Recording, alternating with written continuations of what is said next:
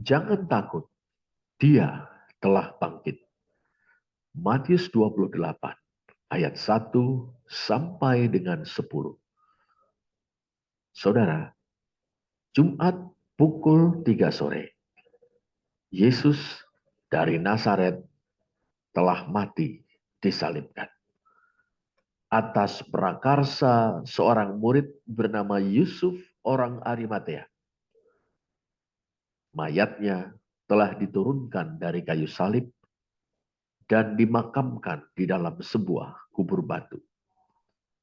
Dalam pada itu, perempuan-perempuan yang telah menjadi pengikut Yesus sejak dari Galilea telah menyaksikan penyaliban dan kematian Yesus. Lihatlah Matius 27 ayat 55. Di antara murid-murid perempuan itu adalah Maria Magdalena dan Maria ibunda Yakobus dan Yusuf yang disebut juga sebagai Maria yang lain. Perhatikan ayat 56. Setelah Yesus dimakamkan, kedua murid perempuan itu tinggal di situ, duduk di depan kubur itu. Dalam teks Yunani, ende ekei katemenai apenanti tutapu, ayat 61. Ada di sana, duduk di depan kubur itu. Padahal saudara, Yusuf orang Arimatea yang budiman itu sudah pergi dari situ. Sungguh, perempuan-perempuan pemberani.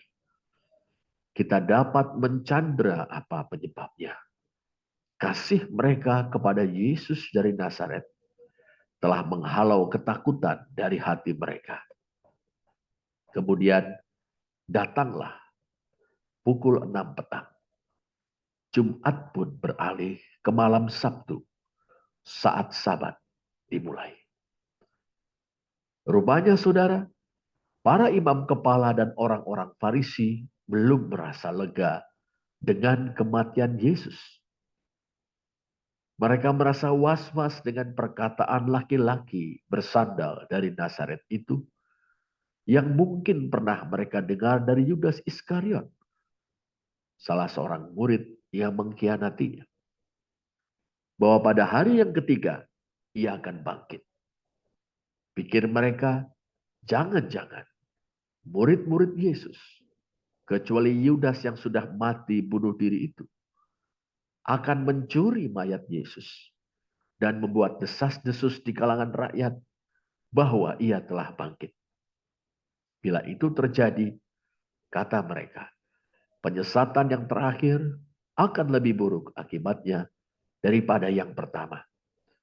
Matius 27 ayat 64. Karena itu saudara, keesokan harinya, yaitu sesudah hari persiapan, jadi sesudah Jumat malam, Sabtu pagi atau siang, jadi masih terhitung hari Sabat. Datanglah imam-imam kepala dan orang-orang Farisi bersama-sama menghadap Pilatus. Para imam kepala dan orang-orang Farisi itu meminta kepada Pilatus untuk memastikan keamanan kubur Yesus. Pilatus menanggapi permintaan itu dengan memerintahkan agar kubur itu disegel dan menempatkan beberapa prajuritnya untuk menjaga kubur itu. Jadi, saudara, sejak Sabtu siang atau sekurang-kurangnya jelang peralihan Sabtu ke malam hari pertama pekan yang baru, ada beberapa penjaga di sekitar kubur Yesus.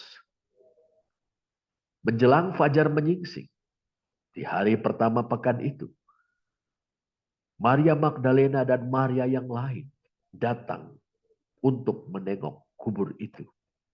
Teks Yunani, Elten, Theoresai ton tafon, Matius 24 ayat 1. Datang untuk menengok atau melihat kubur itu.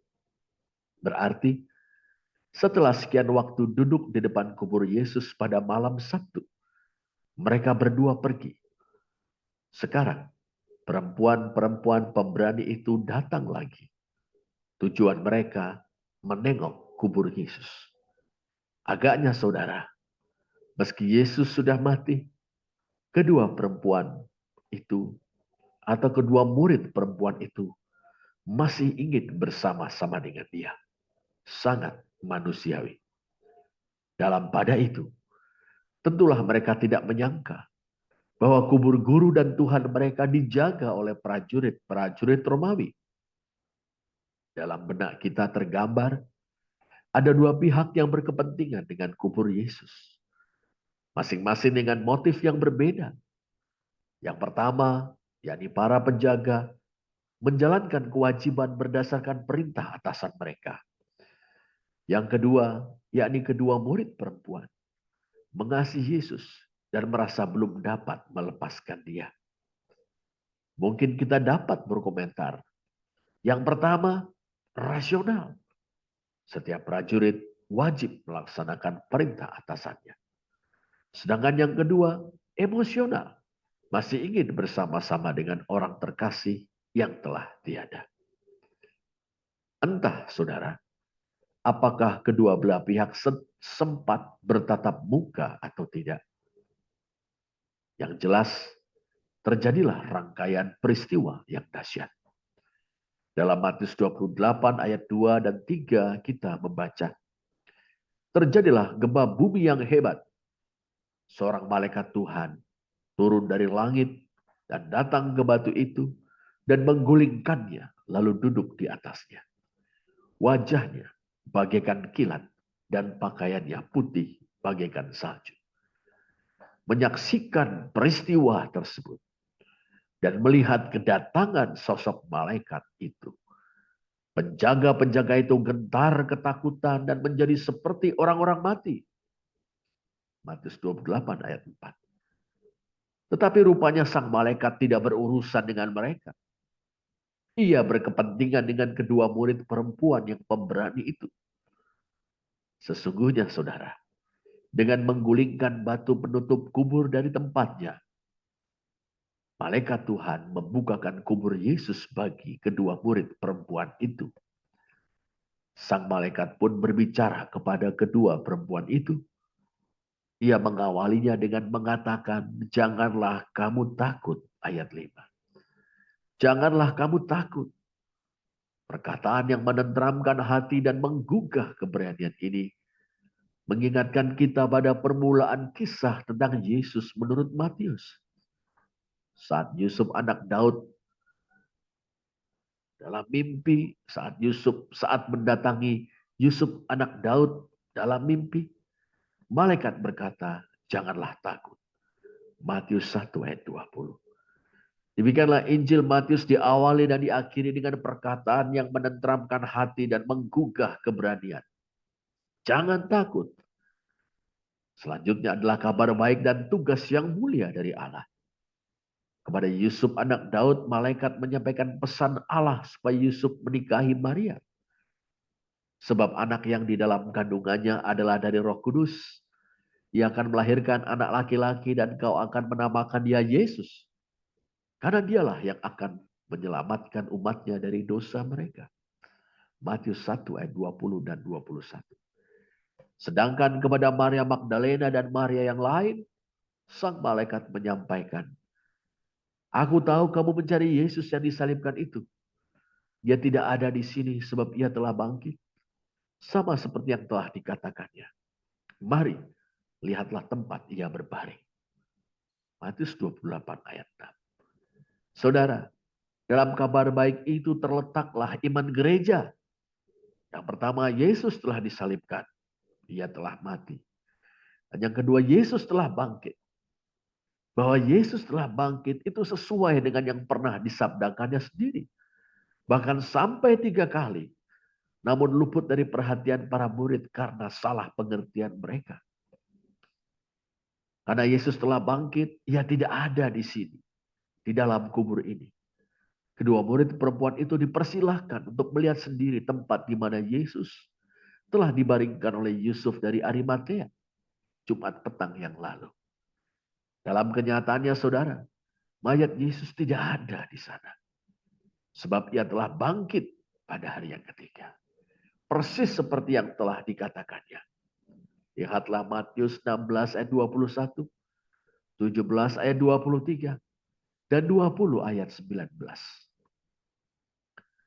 Sesudah kabar baik atau berita gembira itu, saudara, datanglah tugas yang mulia. Sang malaikat menyampaikan, segeralah pergi dan katakanlah kepada murid-muridnya bahwa ia telah bangkit dari antara orang mati. Ia mendahului kamu ke Galilea. Di sana kamu akan melihat dia.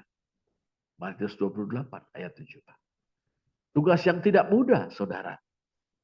Kedua murid perempuan itu harus menyampaikan kepada para murid laki-laki yang telah melarikan diri sejak Yesus ditangkap di Taman Getsemani pada malam Jumat tempo hari.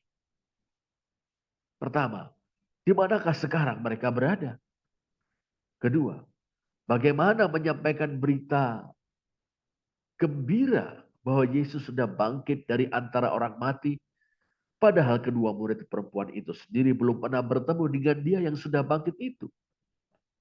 Lebih-lebih menyampaikan supaya para murid laki-laki itu, kepada para murid laki-laki itu, bahwa Yesus telah mendahului mereka ke Galilea, dan baru di sanalah mereka akan melihat dia.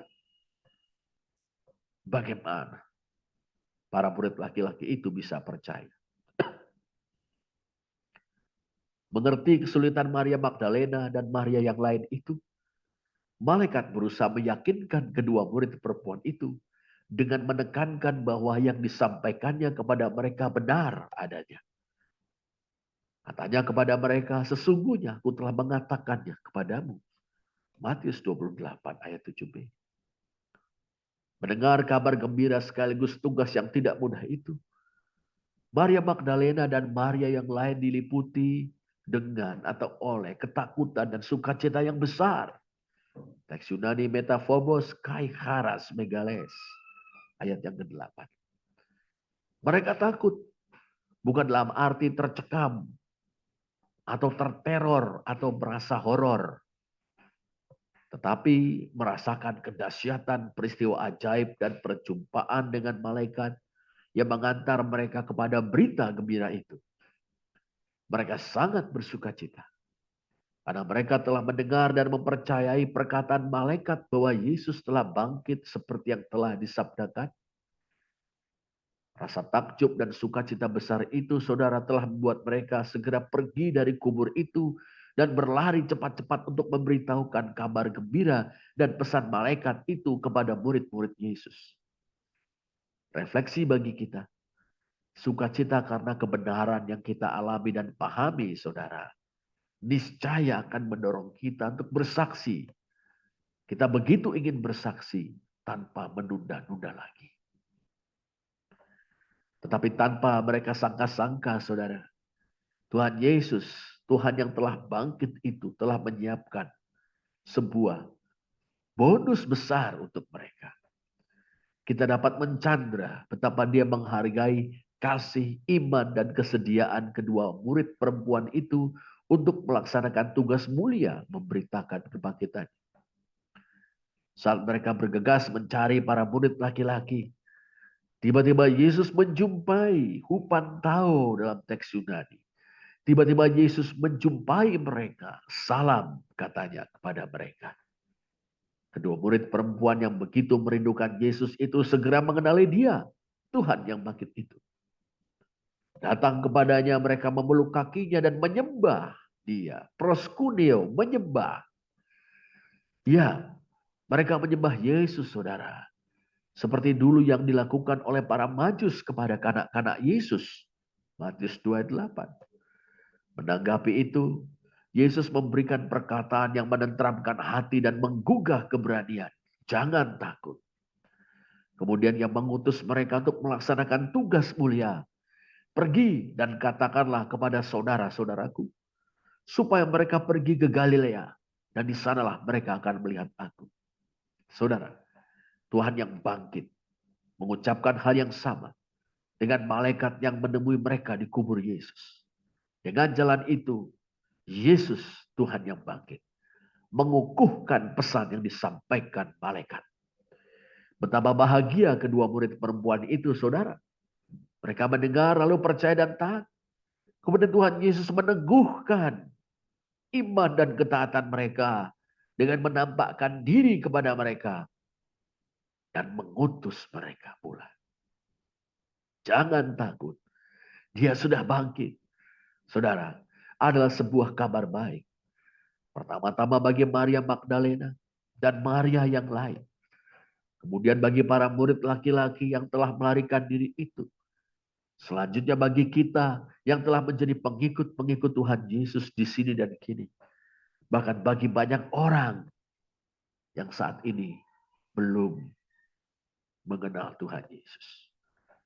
Dengan kebangkitannya saudara, Tuhan Yesus mengukuhkan kemenangannya atas maut dan kuasa-kuasa jahat. Dengan kebangkitannya saudara, Tuhan Yesus memastikan bahwa kita yang percaya kepadanya telah diselamatkan dari dosa-dosa kita. Pengorbanannya saudara, dengan memberikan nyawa sebagai tebusan pengganti kita, adalah persembahan sempurna yang diperkenan oleh Allah Bapanya. Oleh karena itu saudara, barang siapa percaya kepada Yesus Kristus sebagai Tuhan dan Juru Selamat, Allah akan mengampuninya. Barang siapa percaya kepada Yesus Kristus sebagai Tuhan dan Juru Selamat, Allah akan membebaskannya dari maut. Dan itu berarti ia tidak akan terpisah selama-lamanya dari Allah. Ia dibebaskan dari Gehenna atau neraka. Dibebaskan dari skotos eksoteros atau kegelapan yang paling gelap di mana terdapat hanya ratapan dan kertak gigi. Barang siapa percaya kepada Yesus Kristus sebagai Tuhan dan Juru Selamat, Allah akan mengaruniakan hidup yang baru kepadanya sebagai anaknya dalam Kristus Yesus. Suatu kepastian keselamatan. Suatu jaminan yang teramat mulia dalam Kristus. Dan bagi kita yang sudah mengalaminya, mari kita bersaksi. Mari kita berkisah. Mari kita menceritakan Yesus Kristus telah bangkit. Jangan takut, Dia telah bangkit. Selamat Paskah. Selamat ikut serta dalam kemenangan Kristus. Kemenangan yang mendatangkan pengampunan dosa. Kemenangan yang mengalahkan kuasa-kuasa jahat. Kemenangan yang mengalahkan maut. Kemenangan yang memberikan kita hidup yang baru sebagai anak-anak Allah. Hidup yang penuh makna. Hidup yang berarti. Hidup yang tidak sia-sia. Hidup yang penuh dengan pengharapan.